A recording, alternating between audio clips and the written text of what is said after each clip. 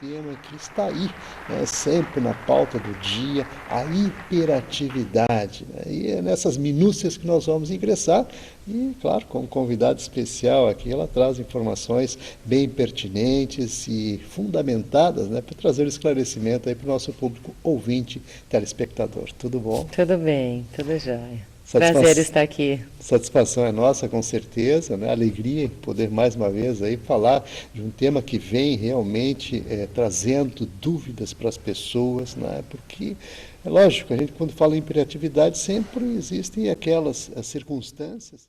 Alô, meus amigos e minhas amigas. Bem-vindos ao meu canal. Eu sou Cláudio César. Convido você a dar aquele like importante, ativar o sininho e se inscrever, para receber em primeira mão os nossos programas especiais.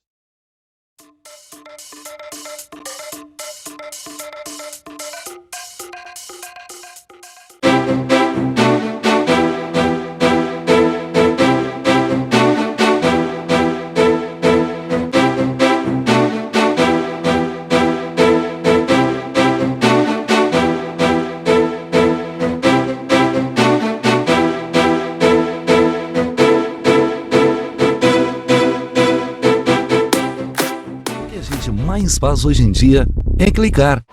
Pena que o destino da maioria desses cliques é esse, o desperdício. Você sabia que apenas um clique pode ajudar a combater a fome no nosso estado? É só acessar cliquealimentos.com.br e dar um rumo mais digno aos seus cliques. A mesa de quem tem fome. Doar pelo Clique Alimentos é gratuito e não demora nem um minuto. Faça a sua parte. Clique para quem precisa. www.cliquealimentos.com.br.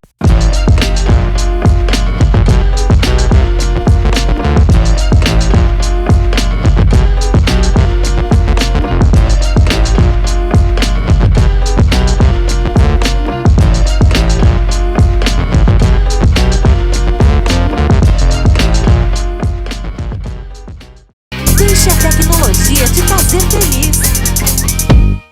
Tem na minha loja, tem. Tem móveis, estofados, televisores, refrigeradores, celulares, computadores e muito mais. Tudo que você procura, preço, qualidade e parcelamento.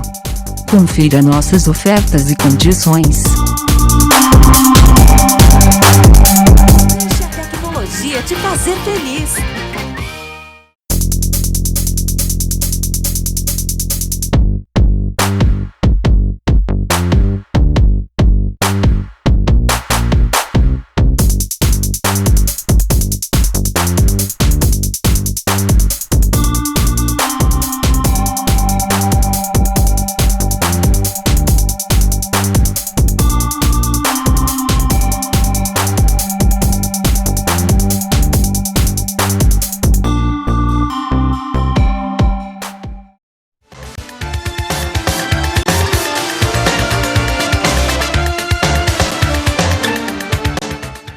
E com a grata satisfação estamos recebendo dentro do programa a doutora Natasha Lopes Kend, que é psicóloga, participa hoje conosco para falar de um tema que está aí, né, sempre na pauta do dia, a hiperatividade, né? E é nessas minúcias que nós vamos ingressar e, claro, com um convidado especial aqui, ela traz informações bem pertinentes e fundamentadas, né, para trazer esclarecimento aí para o nosso público ouvinte, telespectador. Tudo bom? Tudo bem, tudo jóia. Satisfa- Prazer estar aqui. Satisfação é nossa, com certeza, né? Alegria em poder mais uma vez aí falar de um tema que vem realmente trazendo dúvidas para as pessoas, né? Porque é lógico, a gente quando fala em hiperatividade sempre existem aquelas circunstâncias, penso que é importante, que é positivo, e tem também aqueles aspectos negativos da hiperatividade, né? Exatamente. Nesse sentido, eu gostaria então que a gente conceituasse a hiperatividade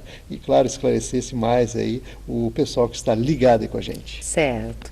A hiperatividade, déficit de atenção, é um quadro fundamentalmente inicial de crianças e adolescentes, né? Acomete de 3 a 7% da população, que é um número bem grande, se a gente for pensar, e cada vez mais está sendo confundida, muitas vezes, com algumas questões de limites, com algumas questões de agitação, com algumas questões de problemas pontuais, né? Que muitas vezes acabam sendo algumas formas da criança se comportar por determinada situação, seja um estressor ambiental, um estressor parental, uma separação. Então, muitas vezes, pontualmente, a criança pode apresentar, ou adolescente apresentar um quadro de hiperatividade, mas não necessariamente ser uma hiperatividade como um diagnóstico, né? Como um transtorno, digamos assim. Então, a princípio, as causas do transtorno de déficit de atenção e hiperatividade, elas são múltiplas, né? Mas já se tem uma questão de base genética, né? Tanto que uma das questões investigativas, quando tu está fazendo uma avaliação de uma criança para ver se ela tem a hiperatividade, é avaliar se algum familiar também o tenha, né? Já tem, então, digamos assim, dados que comprovam questões genéticas que estão dentro, digamos assim, de um quadro diagnóstico, para a formulação de um quadro diagnóstico. Obviamente que isso inclui, então, diretamente a família, né? Tanto na pesquisa desse quadro, quando vem a criança para uma avaliação, no sentido de ter toda uma série de questionários e até mesmo escalas que são feitas com os pais, né? Então, a família acaba assumindo um papel importantíssimo nessa investigação, em função do quadro que é apresentado no ambiente familiar e em casa, bem como se o quadro também é apresentado na escola. Então, a investigação é feita de uma forma multiplural, digamos assim, escola, casa, pediatra, se for necessário, se tiver acompanhamento neurológico, o neuro normalmente solicita um eletroencefalograma, psicólogo, psicopedagogo, então todas as informações que puderem nos favorecer para poder, digamos assim, formular efetivamente uma avaliação bem feita e ter certeza de que aquele paciente está sendo acometido mesmo por uma hiperatividade e déficit de atenção, acaba sendo de muita importância. Porque, volto a dizer, para não ser algo como comportamento pontual de uma situação ou de um estressor que a criança recém viveu e que pode estar, naquele momento, repercutindo num comportamento hiperativo ou com desatenção, né? Realmente tem aspectos importantes a serem considerados aí, inclusive eu gostaria que você exemplificasse, né?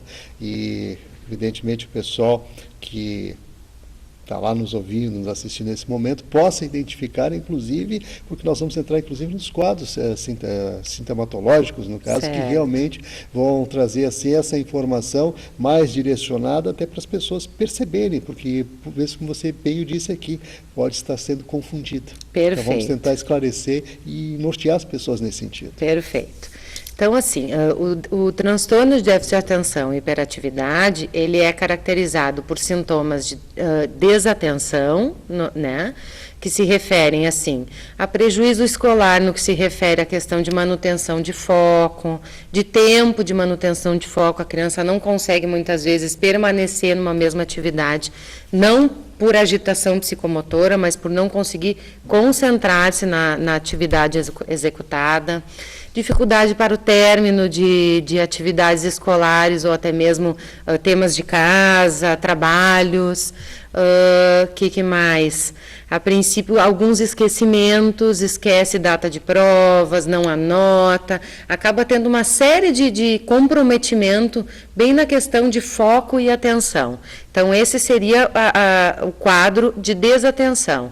O segundo quadro é tido como hiperatividade e impulsividade, que se refere, então, a uma agitação mais psicomotora, né, que envolve, assim, a criança ou adolescente tá com aquela noção de estar sempre a mil, de não conseguir permanecer, por exemplo, numa sala de aula, na cadeira, muito tempo sentado, de estar, de alguma forma, não conseguir permanecer em atividades que também requerem tempo, como, por exemplo, uma peça de teatro, um filme, ou até mesmo uma atividade escolar mais prolongada, né? Que exija que ele fique, digamos assim, fisicamente, de alguma forma, concentrado também, não só com a sua atenção, digamos assim, cerebral, né? E a impulsividade entra aí, porque a criança, no momento que tem uma agitação psicomotora, ela também, de alguma forma, acaba ficando um pouco mais impulsiva, no sentido de querer responder uma pergunta da professora antes que a professora termine a pergunta, de ter essa coisa antecipatória, de impulsividade, que possa parecer aparentemente uma proatividade, né? Mas que muitas vezes traz prejuízo, porque, na verdade, ela não sabe nem o que ela está respondendo, porque ela não escutou o que foi demandado. Então, isso vai trazer prejuízo aonde? Principalmente e inicialmente em problemas escolares e problemas de aprendizagem. Porque, por exemplo, numa determinada tarefa ou numa determinada prova, ela vai ser descuidada com pequenos detalhes que fazem diferença naquela conta matemática, naquela frase do português. Ela não vai conseguir, de alguma forma, fazer uma tradução muito fluente do texto que está sendo proposto. Isso cada vez mais vai se apresentando como algo contínuo, não episódico, como nós falamos antes, né? Então, assim, se for algo episódico, por isso a importância da avaliação, a gente tem que sempre avaliar não só o tempo de duração, que para se fazer um diagnóstico são no mínimo de 6 meses, né, digamos assim, de um quadro sintomático. Se tiver alguma flutuação, algum período assintomático nesse período, não é considerado hiperatividade de déficit de atenção. Isso é um ponto muito importante, porque muitas crianças estão tomando, por exemplo, medicação sem necessidade para hiperatividade de déficit de atenção, né? E dentro desse quadro, nós temos, então, 3 subtipos da hiperatividade de déficit de atenção. Tem crianças que apresentam somente hiperatividade e impulsividade, tem outras crianças que apresentam somente a desatenção, e tem crianças que apresentam o tipo combinado, que é hiperatividade e déficit de atenção, que é o mais comum, né, dentro da literatura que nós temos hoje em dia, é o perfil mais comum, mas, porém, conforme cada subtipo, a gente acaba tendo diferentes tratamentos ou diferentes abordagens, né? Mas, volto a dizer, a avaliação acaba sendo a ferramenta primeira e maior para se fazer uma boa avaliação e um bom diagnóstico. Realmente tem que se considerar vários aspectos, como a senhora bem aqui o frisou. Estamos aqui conversando com a doutora Natasha Lopes-Kin, que é psicóloga, né, e hoje abordando aí as questões voltadas à hiperatividade. E, evidentemente, que com relação aos tipos, como você aqui salientou, esse diagnóstico, quando não preciso, o que ele pode acarretar? Você falou, inclusive, no medicamento que está sendo ministrado sem necessidade. Exato. Quais são os riscos?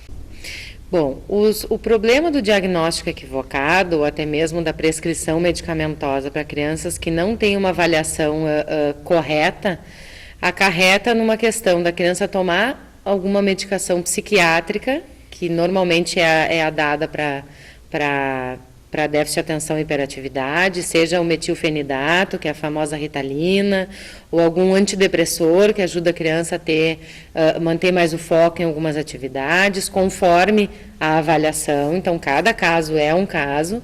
Mas o problema disso é justamente esse. A criança está sendo, perante uma mal avaliação, ela vai ter uma conduta de tratamento, uma prescrição de tratamento inadequada, não vai estar sendo ajudada de alguma forma, porque o ponto principal ou o foco não vai estar sendo trabalhado, né? Ou a situação causadora desse foco, mesmo que seja um foco hiperativo, não vai estar sendo, de alguma forma, tratada. E fora a questão da medicação, né, que para crianças e adolescentes é algo muito delicado, a gente tem que indicar e fazer uma avaliação junto a um psiquiatra, um neurologista, de uma forma bem pontual, de uma forma muito cautelosa, porque são medicações que não são, digamos assim, medicações consideradas simples, né? Normalmente são tarja preta, tarja vermelha. Então, se para nós adultos já é algo assim mais eficaz, mas porém com cautela, imagina com crianças e adolescentes, né? Então, a gente tem que ter todo esse tipo de cuidado. Isso inclui, então, o tratamento, que perante uma boa avaliação, o déficit de atenção e hiperatividade, ele tem uma boa remissão inicial, principalmente, dos sintomas de hiperatividade, que são os primeiros que acabam tendo uma remissão, e os de atenção acabam sendo um pouco mais demorados. Por que demorados? Porque inclui uma série de aprendizagens que aquela criança fez já de um modo desatento. Então, é como se a gente tivesse que dizer que a gente vai ter que mudar a lente do óculos dela para ela enxergar o mundo de uma outra forma, mais atenta, mais cuidadosa, prestando atenção nos detalhes. Então, aí entra a ajuda, volto a dizer, do psiquiatra ou de um neurologista, quando necessária a medicação, de um psicólogo para trabalhar a parte emocional, porque até aí muitas crianças, quando chegam para uma avaliação, elas já chegam com autoestima muito baixa, com uma crença de incapacidade, se achando burras, sem conseguir fazer algumas tarefas, ou até mesmo já sofrendo uma espécie de bullying pelos colegas, porque não conseguem tirar notas adequadas, não conseguem terminar a tarefa, não são escolhidos pelo grupo para fazer os trabalhos em conjunto. Então, a criança já vem emocionalmente com uma carga negativa nesse sentido em função dos sintomas que ela já vem apresentando, né? Um psicopedagogo, um pedagogo que possa auxiliar nessa questão dessa reaprendizagem da função executiva, motora também, mas principalmente executiva, de leitura, de atenção, de lógica, que de alguma forma é como se tivesse míope e que agora a criança vai conseguir enxergar mais de perto ou com mais atenção aquilo ali. Né? Fora algumas questões de atividade motora, que dá para se iniciar, como para liberação de endorfinas e adrenalinas, que seria um esporte, para a criança é algo extremamente importante, que hoje em dia está cada vez menor, infelizmente, em função do computador, dos laptops e tudo mais, né? Mas, assim, na verdade, o tratamento ele não parte de um lugar só, ele é feito por uma equipe, e de alguma forma é adequado conforme as necessidades daquela criança ou daquele adolescente e conforme a condição também daquela família, né? É bom considerar todos esses aspectos com certeza. Mas nós vamos fazer um breve intervalo, a doutora Natasha continua conosco e em seguida a gente volta aí, continuamos abordando aqui o tema sobre outros aspectos, outros primos aqui da hiperatividade. Continue ligado que num instante só a gente volta.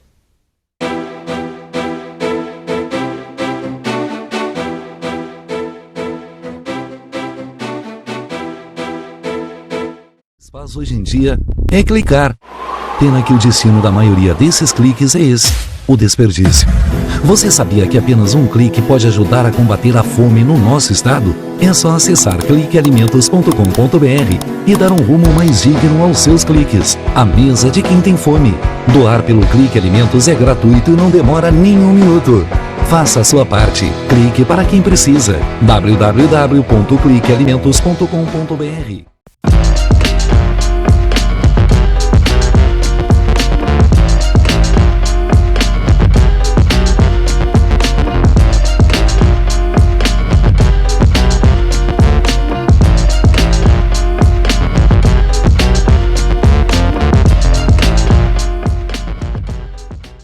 Deixe a tecnologia te fazer feliz. Tem na minha loja, tem. Tem móveis, estofados, televisores, refrigeradores, celulares, computadores e muito mais. Tudo que você procura, preço, qualidade e parcelamento. Confira nossas ofertas e condições.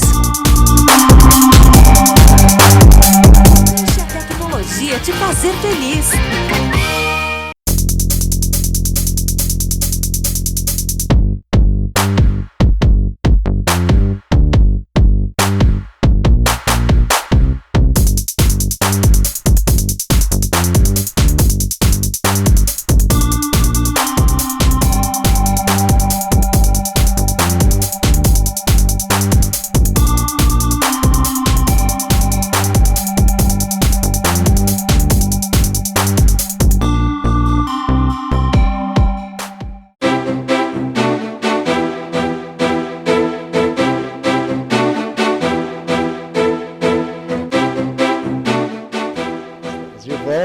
Continuamos aqui com a doutora Natasha, tratando da temática aqui, hiperatividade, e como no bloco anterior, ela falou a respeito aqui da medicação, e uma das medicações que está sendo muito utilizada para qualquer pretexto, desafio que se coloque na frente dos jovens, principalmente a Ritalina, em função de trazer, né, um desempenho, vamos dizer, entre aspas, o entendimento que o desempenho melhore e que isso realmente venha a trazer aquilo que o objetivo, né, de alcançar, vamos dizer, dentro de uma prova, de um concurso, um êxito maior. E é nesses aspectos aqui que eu gostaria de entrar agora, doutora Natasha. Certo. A Ritalina, ela é uma medicação considerada estimulante, né? Então, de alguma forma, ela ativa alguns processos no sentido de uma melhora de concentração, de atenção e até mesmo de produtividade, como tu falaste. Porém, muitas pessoas, e até no sentido assim, pessoas que fazem concurso, que querem ter uma dinâmica melhor de estudo, acabam tendo acesso a esse tipo de medicação, mesmo não tendo uma indicação médica para isso, não só em função do câmbio negro da medicação, né, mas também em função de todos esses dizeres que as pessoas falam, não, mas a Ritalina ajuda, a Ritalina produz, a Ritalina isso e aquilo. Porém, tem uma série de questões que têm que ser avaliadas, porque a Ritalina, a princípio, para quem não tem indicação, ela, por exemplo, tem uma consequência cardiológica, né, e nem todas as pessoas podem tomar Ritalina. Mas muitas pessoas não fazem nem avaliação. Eu penso que esse quadro, essa ideia da Ritalina funcional ou de alguma forma ajudar essas pessoas nesse sentido, vai muito porque a nossa sociedade, de alguma forma, não deixa de ser uma sociedade um pouco mais desatenta, com muito estímulo, né? Nós temos estímulos o tempo todo e nos digamos assim, demandado prestar atenção em vários estímulos ao mesmo tempo, né? Então, a cobrança também. Né? Isso dificulta muitas vezes a gente conseguir, como por exemplo, sentar na cadeira e estudar 2, 3 horas para um concurso público, né? Ou para uma prova da faculdade. As pessoas não conseguem sem ter o WhatsApp aqui do lado, ou sem ter a internet, o Facebook chamando uma mensagem. Então, muitas vezes acaba sendo isso, assim, uma dificuldade de manutenção da atenção, né, e não propriamente um déficit de atenção ou uma hiperatividade. O que acaba sendo, digamos, então, uma indicação errônea também para esse tipo de demanda, né? Realmente é importante que a gente possa ressaltar, e inclusive os jovens que estão nos assistindo agora, como a doutora Natasha aqui falou, existem consequências, e todo medicamento que é usado sem uma prescrição médica, os riscos à saúde sempre podem advir e surpreender muitas vezes, e é claro que é importante que a gente esteja atento a isso tudo. E outra questão também que eu gostaria de abordar é com relação ao gênero, né? Certo. Entre meninos e meninas, como é que a hiperatividade é esse processo? Certo. A prevalência, segundo estudos de pesquisas científicas, é de entre 3 meninos para 1 menina. Né? Não existe exatamente, digamos assim, um motivo mais pontual quanto a isso, mas acaba sendo uma prevalência maior, inclusive é o que a gente acompanha mais nos consultórios, mais meninos hiperativos com déficit de atenção do que meninas, né? E a ideia, digamos assim, tem alguns pacientes que, conforme o tratamento ou até mesmo a avaliação feita, eles conseguem ter uma remissão de sintomas até o final da adolescência, início da vida adulta. Tanto que pessoas que têm déficit de atenção e hiperatividade de uma forma muito branda, mesmo que se tenha um diagnóstico claro, normalmente na idade adulta já consegue manter por uma questão de uma reaprendizagem na questão de atenção, responsabilização, e aí acaba não tendo prejuízo no trabalho, em família, etc. e tal. Porém, quando não há um tratamento, normalmente isso pinga nas esferas social, laboral e principalmente familiar. Né? Porque vai ser aquela criança adolescente que tu pede 10, 15 vezes a mesma coisa, a criança se irrita, não quer fazer ou faz pela metade. Então, assim, os problemas familiares sempre vêm, as dificuldades relacionais sempre vêm acompanhadas junto com o quadro diagnóstico, e por isso é importante a família estar sempre presente no tratamento. É importante falar na família, porque agora eu quero resgatar a questão genética, né? Da importância disso, e claro, que existindo casos na família, existe uma preponderância nesse aspecto, né? Então eu gostaria de entrar nesses detalhes, até porque estamos chegando aos minutinhos finais. Certo. Eu gostaria então que você sintetizasse isso e já agregasse algo mais, que julgo importante também alertar o pessoal. Certo. Como falamos antes, o transtorno de déficit de atenção e hiperatividade, ele é multifatorial, porém já tem algumas pesquisas que denotam alguns dados epidemiológicos genéticos nesse sentido, contendo em determinadas áreas, dopaminérgica, de noradrenalina, de serotonina, alguns dados que nessas áreas acabam tendo influência e aparecem em alguns respectivos familiares, normalmente pai ou mãe ou tios, avós, né? Isso são pesquisas recentes ainda, né? Não é algo pontual ou já dado como um fato, mas já existem várias pesquisas nesse sentido, assim como já tem também algumas questões familiares avaliadas dentro desse quadro, como assim, famílias que têm disfunções familiares acabam apresentando mais crianças e adolescentes com transtorno de déficit de atenção e hiperatividade. Ou seja, o que isso significa? Mesmo a criança tendo um gene ou tendo algum parente que tem o diagnóstico de déficit de atenção e hiperatividade, ela pode não desenvolver esse quadro, né? Conforme a continência familiar, a funcionalidade familiar, o ambiente escolar, que muitas vezes ela pode estar apresentando esse quadro dentro da escola e dentro da família não, então não se torna um diagnóstico, né? E sim uma disfuncionalidade na escola ou de aprendizagem mais pontual.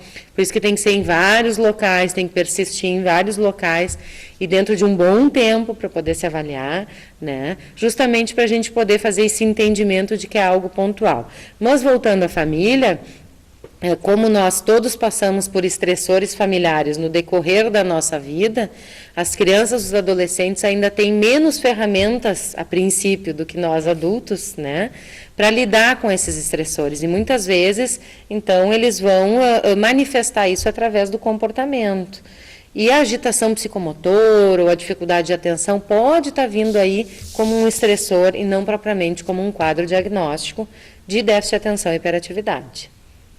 Muito bem, realmente, pontos importantes a ser colocados aqui e vamos então agradecer a participação aqui da doutora Natasha Lopes-Kim.